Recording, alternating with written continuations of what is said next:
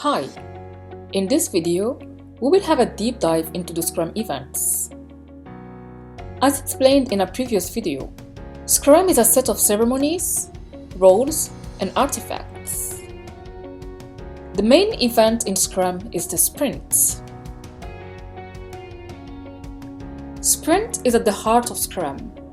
It's a time-boxed iteration, and its duration varies from 1 to 4 weeks maximum. Within a sprint, the team sets their target with the product owner as a sprint goal and plan their work in the sprint backlog. As soon as the sprint starts, the team works together to complete the planned work effectively and make it ready for review by the end of that period. The duration of a sprint is defined by the Scrum team. Once the team reaches an agreement for how many days a sprint should last, all future sprints should be the same. A sprint can be cancelled before the sprint time box is over. Only the product owner has the authority to cancel the sprint, and of course, the product owner can decide to cancel the sprint based on recommendation from stakeholders, development team, or the Scrum Master. A sprint would be cancelled if the sprint goal becomes obsolete. This might happen if the company changes direction, or if market or technology conditions change. In general, a sprint should be cancelled if it no longer makes sense given the circumstances. But due to the short duration of a sprint, cancellation rarely makes sense. Sprints consist of different other events: the sprint planning, daily scrums, the sprint review, and the sprint retrospective. Sprint planning is the first event in Scrum that kicks off the sprint. The purpose of this ceremony is to define what can be delivered in the sprint and how the work needed to realize the sprint goal will be done. A great starting point for the sprint planning is the product backlog, as it provides a list of ready user stories that could potentially be part of the sprint. The team should also look at the previous work done in the increment to have a view on their capacity. The sprint planning is split in two parts. The first part is related to the what.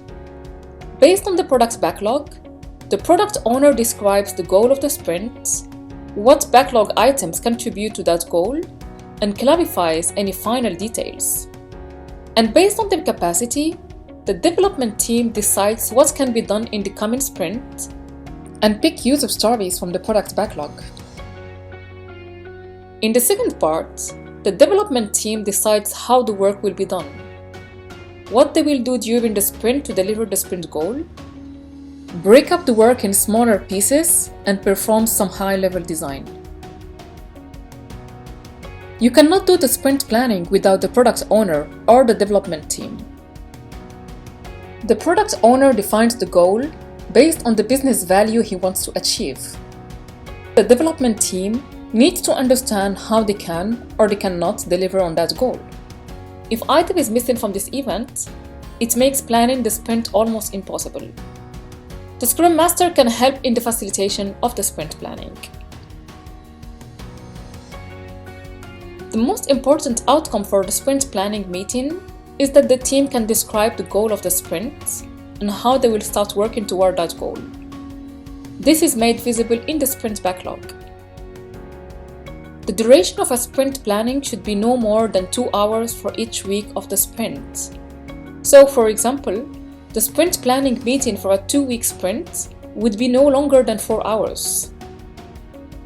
Once the Scrum team has defined their sprint goal and their sprint backlog, the sprint can start.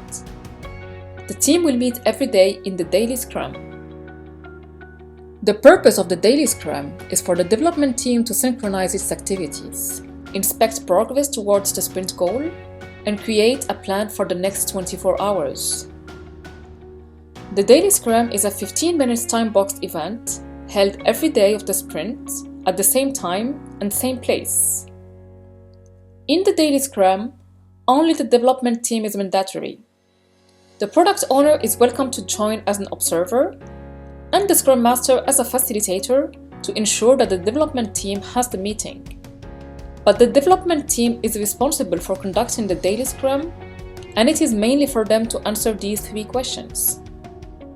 What did I do yesterday that helped the development team meet the sprint goal? What will I do today to help the development team meet the sprint goal? Do I see any impediments that prevents me or the development team from meeting the sprint goal? If some of the team members need to have extended discussion, then they can meet immediately after the daily Scrum. The daily Scrum helps to improve the communication and eliminate other meetings. It's the best opportunity for teams to share their impediments, to highlight and promote quick decision making. This is a key inspect and adapt meeting.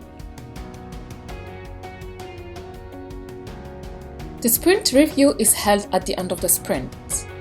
It is designed to gather actionable feedback on what the team has completed. The Scrum team will invite the stakeholders to the sprint review. The increment is assessed against the sprint goal designed by the Scrum team. The team will showcase their work in product to the stakeholders and then ask them for feedback on how to make the product better. The product owner incorporates the lessons learned during the conversation into the product backlog. This meeting is time-boxed to no more than an hour per week of sprints. So a 2-week sprint would have a 2-hour sprint review, and the 1-week sprint a 1-hour sprint review. The sprint retrospective is the final event of the sprint. This event is time-boxed to 3 hours maximum for a 4-week sprint, which means 45 minutes per sprint week. The sprint retrospective is an opportunity for the Scrum team to inspect and adapt the process and identify opportunities for improvement. The purpose of the sprint retrospective is to inspect what went well in the last sprint with regards to people, relationships, process, and tools, identify what didn't go so well in the sprint, and then create a plan for improvements to the way the Scrum team does its work. Usually, most retrospectives follow these 5 steps. 1. Set the stage by defining a common goal for the retrospective and have everyone in the right mood. 2. Gather data. As everyone sees the world differently, we need to create a shared pool of information. 3. Generate insights. Discuss why did things happen the way they did and identify patterns. 4. Decide what to do by choosing a few issues to work on and create concrete action plans. 5. Close the retrospective by clarifying how to follow up on these actions. The last meeting we would like to discuss in this video is the backlog refinement. The backlog refinement is not an official ceremony in Scrum, but rather an ongoing activity that the Scrum team can hold during the sprint, in which the product owner and the development team collaborate on the details of product backlog items.